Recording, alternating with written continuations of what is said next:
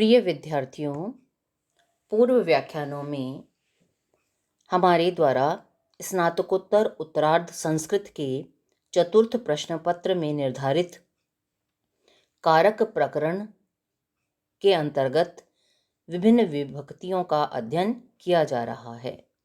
उसी क्रम में आगे बढ़ते हुए आज हम अगले सूत्र उपो अधिके च से अपना अध्ययन प्रारंभ करेंगे।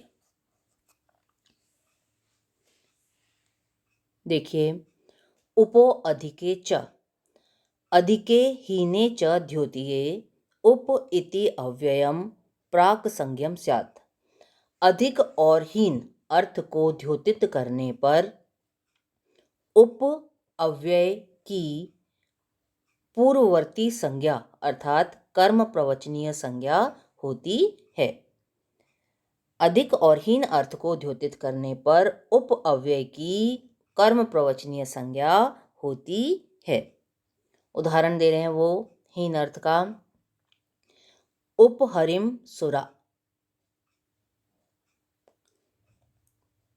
यहाँ हीन अर्थ को द्योतित करने के कारण उपो अधिके च सूत्र से उप की कर्म प्रवचनीय संज्ञा होगी तथा कर्म प्रवचनीय संज्ञक उप के योग में कर्म प्रवचनीय युक्ते द्वितीया सूत्र से हरिम में द्वितीया विभक्ति का प्रयोग किया जाएगा।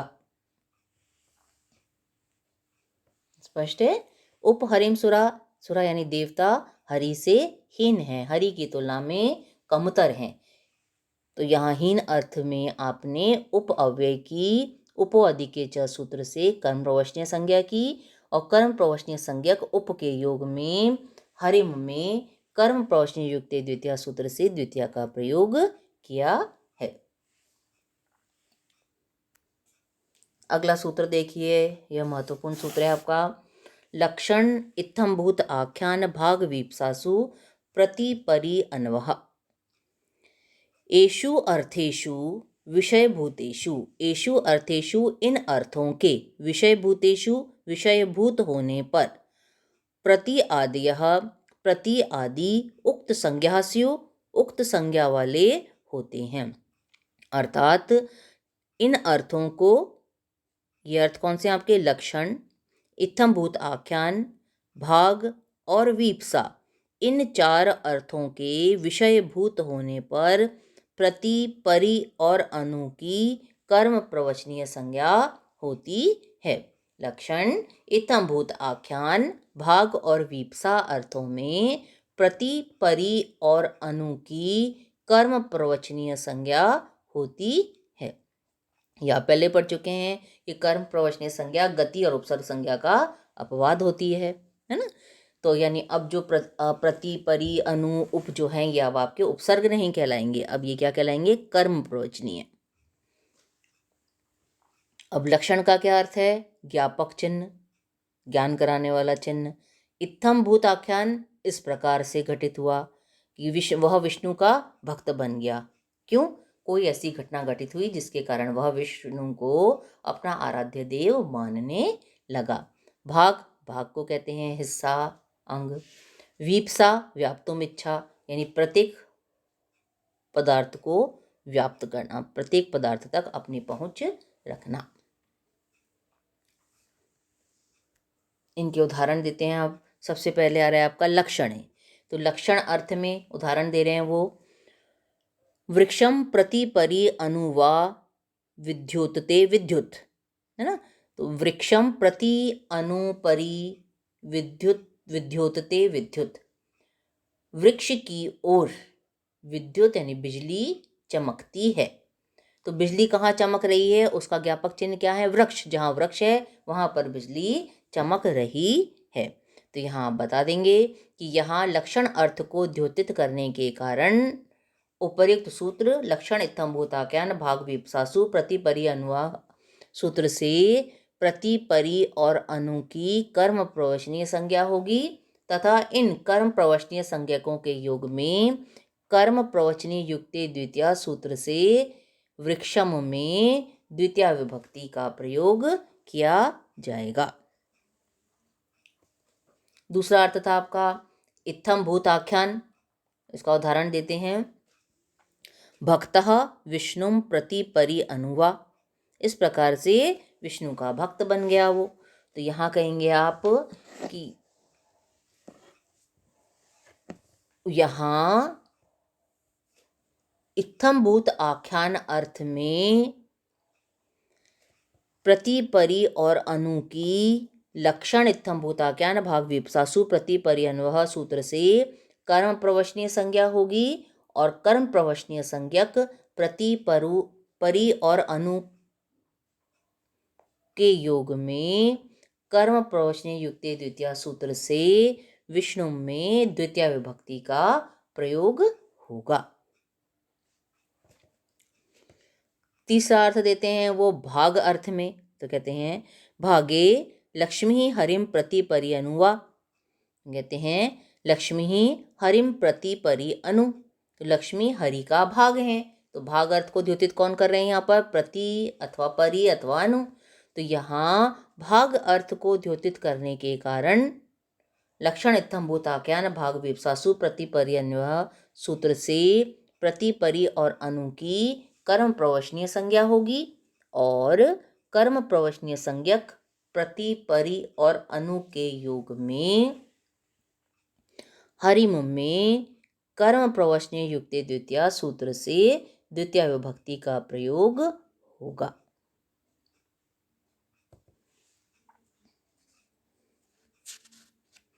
तीसरा उदाहरण देते हैं, चौथा उदाहरण देते हैं वो वीप्सा का। तो वीप्सा में क्या कहते हैं वो? वीप्सायम वृक्षम वृक्षम प्रति परि अनुवा सिंचति। तो कहते हैं वृक्षम वृक्षम प्रति परि अनुवा सिंचति।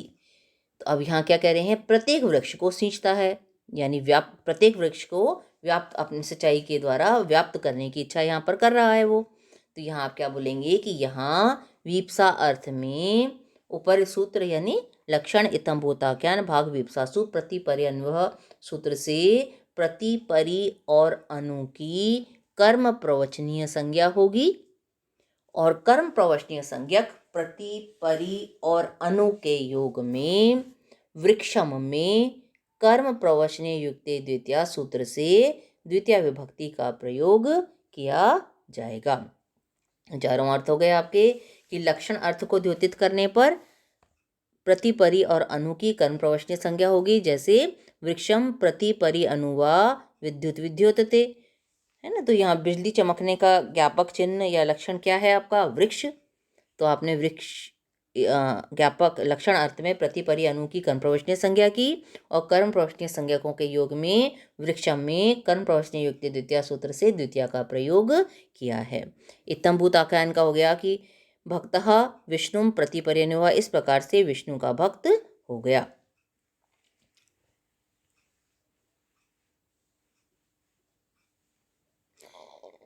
तो यहाँ इत्थम भूत आख्यान अर्थ में प्रति परि और अनु की कर्म प्रवचनीय संज्ञा की और इनके योग में विष्णु में कर्म प्रवचनीय युक्त द्वितीय सूत्र से आपने द्वितीय का प्रयोग किया था। तीसरा आपका भाग का था। तो लक्ष्मी हरिम प्रति परि अनुवा कि लक्ष्मी हरि का भाग है।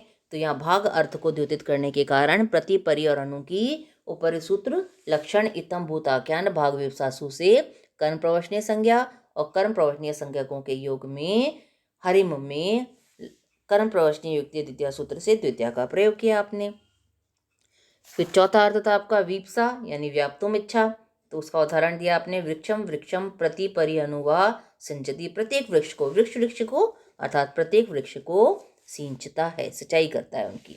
तो यहाँ बता देंगे कि वीप्सा अर्थ में प्रति परि और अनु की लक्षण इत्थम भूत आख्यान भाग वीप्सासु प्रति परि अनुवह सूत्र से कर्म प्रवचनीय संज्ञा होगी और कर्म प्रवचनीय संज्ञकों के योग में वृक्षम में कर्म प्रवचनीय युक्त द्वितीय सूत्र से आपने द्वितीय का प्रयोग किया है।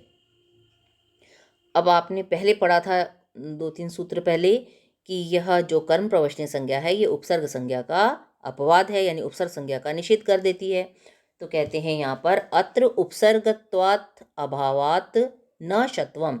यहाँ उपसर्ग संज्ञा का अभाव हो जाने के कारण सिंचती के सकार के स्थान पर मूर्धन्य शकार आदेश नहीं होगा।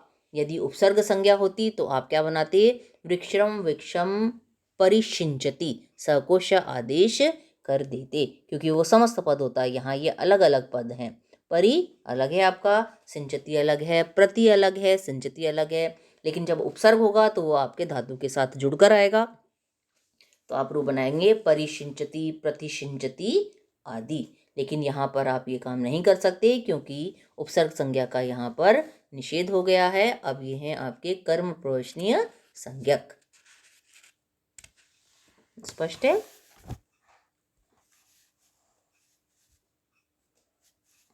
अगला सूत्र देखिए, अभिर्भागे भाग वर्जे लक्षणादौ अभि उक्त संज्ञा स्यात्। भाग अर्थ को छोड़कर लक्षण आदि जो शेष 3 अर्थ हैं उनमें अभि की कर्म प्रवचनीय संज्ञा होती है। अर्थात लक्षण, इत्थम भूताख्यान और वीप्सा, इन 3 अर्थों में अभि की कर्म प्रवचनीय संज्ञा होती है। उदाहरण दे रहे हैं वो लक्षण का, हरिम अभिवर्तते, हरि की ओर है, उसकी भक्ति हरि की ओर है। तो भक्ति कहाँ पर है, उसका ज्ञापक चिन्ह क्या है, हरि। जहाँ हरि है वहाँ भक्ति है। तो आपने बता दिया यहाँ पर, यहाँ लक्षण अर्थ को द्योतित करने के कारण अभिर्भागे सूत्र से अभि की कर्म प्रवचनीय संज्ञा होगी और कर्म प्रवचनीय संज्ञक अभि के योग में कर्म प्रवचनीय युक्ते द्वितीया सूत्र से हरिम में द्वितीय विभक्ति का प्रयोग किया गया है। दूसरा अर्थ है आपका इत्थम भूत आख्यान का। उसका उदाहरण देखिए, क्या कहते हैं ये, भक्तः हरिम अभि, इस प्रकार से हरि का भक्त बन गया। तो यहाँ बताएंगे इत्थम भूत आख्यान अर्थ को द्योतित करने के कारण अभि की अभिर्भागे सूत्र से कर्म प्रवचनीय संज्ञा होगी और कर्म प्रवचनीय संज्ञक अभि के योग में हरिम में कर्म प्रवचनीय युक्ते द्वितीय सूत्र से द्वितीय विभक्ति का प्रयोग किया गया है। तीसरा अर्थ है आपका, भाग अर्थ तो छोड़ दिया, और तीसरा अब यहाँ क्या बना आपका, वीप्सा अर्थ में। तो उदाहरण दे रहे हैं, देवम देवम अभिसिंचति, प्रत्येक देव का अभिषेक करता है।